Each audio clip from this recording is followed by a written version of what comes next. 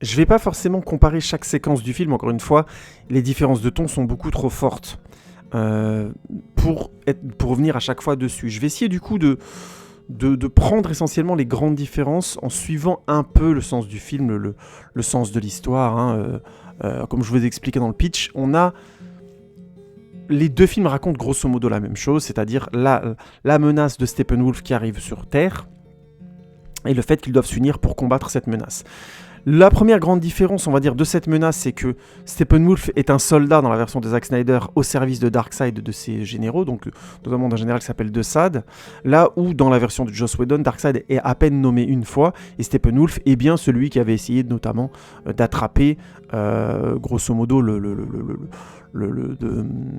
de conquérir la Terre pour Darkseid.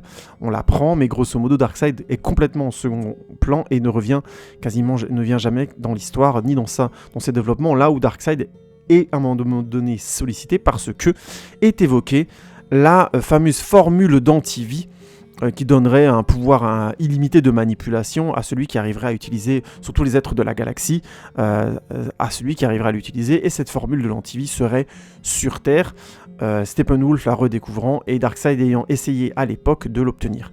Donc dans la version de Joss Whedon, on a d'abord Steppenwolf qui essaie de conquérir le monde et qui est arrêté par les héros humains, tandis que dans la version de Zack Snyder, il s'agissait bien la première fois de Darkseid qui voulait attraper l'équation d'antivie, et les héros humains, les dieux, les Atlantes et les Amazones et les Vikings, je crois, si je dis pas de bêtises, donc les humains grosso modo, avaient réussi à le repousser, partageant les Motherbox comme dans la version de Joss Whedon. Donc on a cette première nuance, c'est que le grand méchant n'est pas le même, on a d'un côté Steppenwolf, de l'autre Darkseid. Même si, encore une fois, Steppenwolf dit lui-même dans la version de Joss Whedon qu'il est au service de Darkseid, mais ça restait très comment dire, subtil, en mode si tu l'as pas entendu, c'est pas si grave, on s'en fout. Et ça crée deux différences fondamentales. C'est que la première, c'est que on sait déjà dans ce film-là que la menace de Darkseid va rester abstraite, entre guillemets, et c'est un défaut de la version de Zack Snyder, elle reste trop abstraite, vraiment, pour le coup.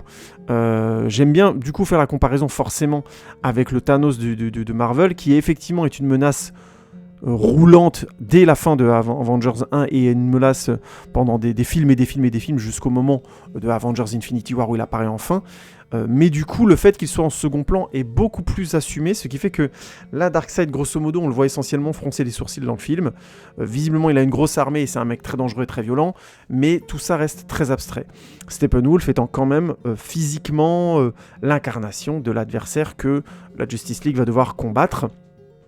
Et comme le film est R-rated, effectivement, on sent qu'il est plus violent, plus il tue du monde, quoi, ce qui est plus frontal que dans la version de Joss Whedon. À la nuance près que le Steppenwolf de Joss Whedon a des moments où il tue où il tue des gens, alors que le Steppenwolf là ne le fait pas forcément. C'est-à-dire qu'il y a constamment une sorte de jeu qui est difficile. C'est pour ça qu'on ne va pas comparer détail par détail. J'ai déjà parlé des méchants, grosso modo, des deux versions. On a vraiment chez le Steppenwolf de Joss Whedon un certain sadisme. Il y a un moment donné une séquence où il dit notamment il attrape des gens pour les faire parler parce qu'il veut trouver la Motherbox et qu'il n'arrive pas à la trouver, celle qui est gardée par les humains notamment. Il attrape le père de Cyborg qui est le scientifique qui a travaillé sur les Motherbox et il lui dit voilà il essaie de faire parler les gens et quand il fait peur aux gens, donc il les attrape machin, il essaie de les faire parler et les gens disent oui j'ai une famille et lui il dit mais pourquoi vous dites tout ça, et tu vois il bute le gars, il passe au père de Cyborg. Donc il est assez sadique, et en fait le Steppenwolf de la version de Zack Snyder l'est moins, paradoxalement. Je m'attendais à ce qu'il le fasse, à ce qu'ils disent ouais j'ai une famille s'il vous plaît, et qu'il le bute, ou alors qu'ils disent rien mais qu'il le bute, mais il le bute pas forcément. Donc il est beaucoup plus pragmatique. Il essaie le Steppenwolf de la version de Joss Whedon est grosso modo un général de Darkseid, et il lui rend finalement pas compte de tout le film, et point barre. Tandis que dans la version de Zack Snyder, c'est clairement un général déchu qui essaye de retrouver, ou un capitaine déchu qui essaie de retrouver les faveurs de Darkseid, donc il le contacte régulièrement. Je crois 2-3 fois dans le film, il va demander oui, je suis en train de faire ça, et on lui dit mais tu vas te bouger le cul, machin, t'es déchu, donc espèce de nul, machin, blablabla. Et finalement, il découvre l'équation d'antivie, et du coup, Darkseid lui dit ah bah c'est bien, que t'aies trouvé l'équation d'antivie, maintenant dépêche-toi de conquérir cette planète, que je puisse venir la capter. Donc il y a vraiment, et puis il a une sorte de respect comme ça devant Darkseid, il se met à genoux, il enlève son armure et tout, oui, maître, machin, blablabla. Et tu comprends à la fin dans un plan que une fois que Steppenwolf s'est fait couper la tête. Oui, on est là dans la partie spoiler, hein, que Steppenwolf s'est fait couper la tête, que Darkseid, en fait, il s'en branle un peu et que c'était juste... C'est un pion pour lui, quoi. Ces généraux, c'est des pions et qu'il a aucun respect pour la vie en général. Donc l'équation d'antivie, forcément, lui, ça l'intéresse de manipuler l'univers tout entier. Donc bref, deux méchants très différents. Et là, je suis obligé d'être un petit peu en mode Who's the best? Parce que je suis pas forcément emballé non plus par cette version de Steppenwolf. C'est-à-dire que je trouve qu'il est visuellement plus intéressant, plus violent, plus guerrier tout simplement, et j'aime bien ça. Alors que dans la version de Joss Whedon, il parle un peu beaucoup finalement pour pas grand-chose. Il y a notamment un truc où il dit à un moment donné aux Amazones vous m'aimerez. Sous-entendu, il va réussir à les transformer tous en paradémons, ils vont tous être à son service. Je sais pas, c'est pas très intéressant, sachant qu'en plus c'est dommage parce que c'est Ciarán Hinds qui est un super acteur que je vous conseille de voir notamment dans la série Rome, qui joue notamment César dans la série Rome, entre autres. Vraiment super acteur qui joue aussi un excellent rôle dans le film Munich de Spielberg, probablement un des meilleurs films de Spielberg. Bref, et tout ça pour dire, autant chez Joss Whedon au moins il a essayé d'en faire un méchant, on va dire un peu plus important, autant là il est tellement au service de Darkseid que j'ai moins vu l'intérêt d'avoir Ciarán Hinds dans ce rôle-là, honnêtement. Tout ça pour dire, mine de rien, quelque part match nul. Ouais, je sais, hein, ça va énerver plus un d'entre vous, mais il s'agit pas de faire des gâteries à Zack Snyder en lui disant « Oh oui, tout ce que tu fais est extraordinaire !» Maintenant qu'il nous a proposé une version, certes, plus complète et plus intéressante que la version de Joss Whedon, mais en attendant, point par point, c'est pas aussi évident que ça. Eh oui, vous allez souffrir, mais vous aimez bien que je vous fasse souffrir, alors attachez votre air et votre discipline, je vais ramener le fouet à clous. On n'est pas bien? Si. Paisible? À la fraîche? Décontracté du gland? La deuxième grande différence qu'on peut voir entre les deux films, c'est le rôle de Cyborg. C'est-à-dire que Cyborg, qui était plus ou moins important dans la version de Joss Whedon, puisqu'il rentre dans l'équipe un peu de la même manière, il résiste un peu, puis finalement il vient, il fait un peu la tronche à son père et tout ça, mais il dialogue, dans la version de Joss Whedon, il a pas mal de dialogue avec son père pour expliquer qu'il lui en veut de l'avoir transformé en monstre, mais finalement il le pardonne, il le sauve des mains de Steppenwolf, puis le pardonne avant, grosso modo, de faire partie de l'équipe, et donc de devoir séparer lui-même les Mother Box, parce que c'est lui qui est capable de commencer à les séparer, tout en sous-entendant que ce sera trop dur pour lui dans la version de Joss Whedon. Dans la version de Zack Snyder, non seulement il ne pardonne pas son père avant que son père meure, il pardonne son père une fois que son père est mort, c'est sacrifié pour lui, pour l'humanité, blablabla, mais en plus il est capable de séparer les Mother Box, c'est clairement lui qui sépare les Mother Box tout seul, je caricature. Peut-être pas dans une des séquences les plus convaincantes du monde, hein, où on le voit grosso modo être confronté à une illusion qui veut lui faire croire qu'il peut être réuni avec son père, sa mère, alors qu'ils sont morts tous les deux, et qu'il peut redevenir humain. Et là, grosso modo, il répond « Je ne suis pas cassé, j'ai pas besoin d'être réparé, blablabla, et j'ai des amis. » Ouais, je comprends, mais même sur un film de 4 heures, c'est un peu rapide. Il faut bien comprendre que les 4 heures, les 2 heures de plus sont essentiellement là pour lier de manière plus subtile les personnages, plus progressive, et puis aussi donner de la place à Cyborg qui avait très peu de développement, à Aquaman qui introduisait finalement assez peu son univers dans ce film, et donner un peu plus de substance aussi au personnage de Flash, qui était essentiellement un roleplay comics Joss Whedon, mais pas tant que ça, hein. Je trouve pas qu'il y ait de différence très... C'est pas qu'il n'y a pas de différence fondamentale, c'est que les séquences de Flash tout seul, il y en a une essentiellement, elle me paraissait pas essentielle au montage, mais je reviendrai là-dessus après. Tout ça pour dire, sur Cyborg, il est beaucoup plus essentiel, puisque c'est vraiment lui qui sépare les Mother Box, et il demande juste un coup de main après à Superman pour les séparer définitivement. Mais voilà, ça n'a rien de...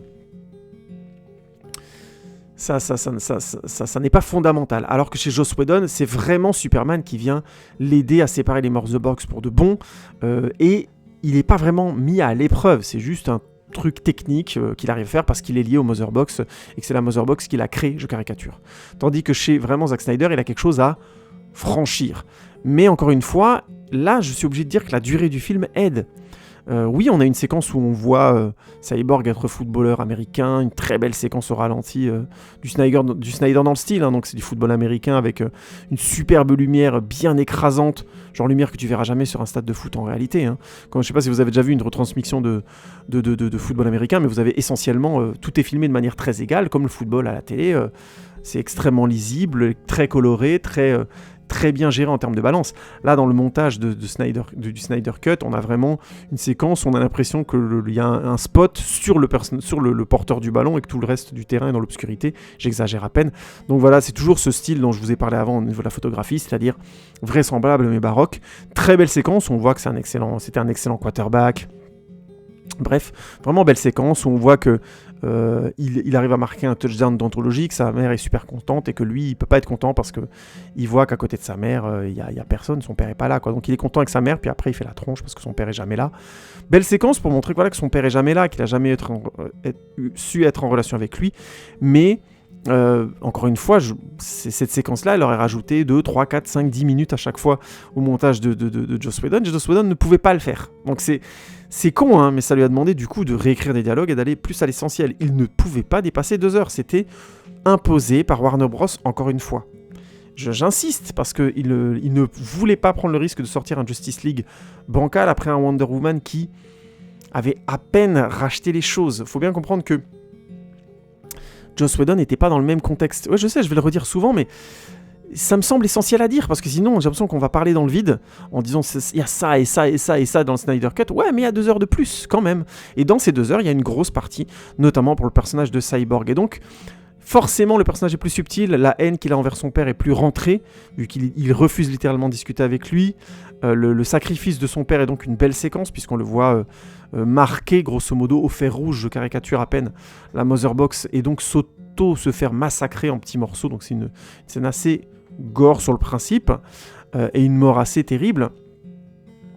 Et on comprend du coup, la séquence d'après, on voit Aquaman dire ouais...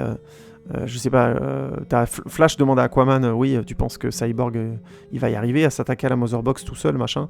Et Aquaman, il dit, on demande à ce gamin qui vient de perdre son père, de s'attaquer à la plus grande menace de l'univers.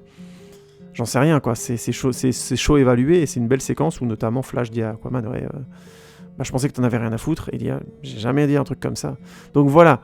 C'est sûr que ce genre de séquences, là je reviendrai après sur les différences entre Aquaman, mais c'est clair que ce genre de séquences sont beaucoup plus subtiles en termes d'écriture, ils font mal à l'écriture beaucoup plus frontale et on va dire comico-dramatique que Whedon aime mettre en place, parce que il y a une gravité et tout de suite une noblesse dans le personnage d'Aquaman qui était franchement pas apparent dans le montage de Joss Whedon. Et oui, il faut quand même le dire. Oui, je vais quand même le dire quand chez Zack Snyder ça fonctionne mieux, ou tout simplement que c'est plus subtil, parce que la subtilité ça peut pas faire de mal non plus. Hein. Je sais que vous aimez bien le fromage et les vibromasseurs de 40 mètres, mais voilà, on n'est pas tous des dégénérés les enfants. Hein. Ce que tu dis n'a aucun sens. Je sais que ça va paraître une tarte à la crème, mais je le dis quand même. Ray Fisher, du coup, a beaucoup plus le temps de montrer son talent d'acteur, et effectivement, il est très bon. Ce Cyborg-là mériterait probablement un film, mais bon. Peu probable qu'on l'ait. Donc c'était juste pour le dire quand même, Ray Fisher est très bon dans le rôle. Il était déjà bon, moi je trouvais, dans la version de Joss Whedon, mais il était juste plus en retrait. Là il est plus en première ligne et je le trouve vraiment bien dans le rôle. C'est un beau personnage dramatique, avec un destin assez terrible. La relation avec son père est, comme je disais, assez subtile et se passe beaucoup de mots, ils ont que des dialogues, on va dire, indirects. Et c'est une belle idée, ça rajoute beaucoup au drame et à l'importance de ce film pour le personnage, de ce qui lui arrive pour le personnage. Donc quelque part, Zack Snyder a parlé de ce cut en disant que le personnage dont il se sentait le plus proche, c'était Cyborg, bien qu'il aime beaucoup Superman, Batman et ainsi de suite, parce que voilà, il vivait une perte et que, comme je l'ai dit, il a perdu malheureusement sa fille pendant le tournage principal.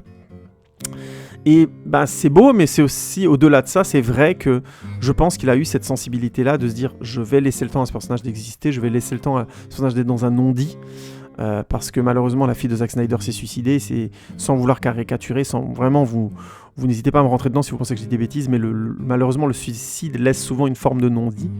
Et le fait qu'il y ait du non-dit très fort entre Cyborg et son père, je sais pas, j'y vois quelque chose de cousin. Encore une fois, je suis en train de tirer par les cheveux le truc à tel point que je suis en train de le scalper, donc dites-moi si vous pensez que je dis des conneries, je pense que vous n'êtes pas tout à fait loin de la vérité.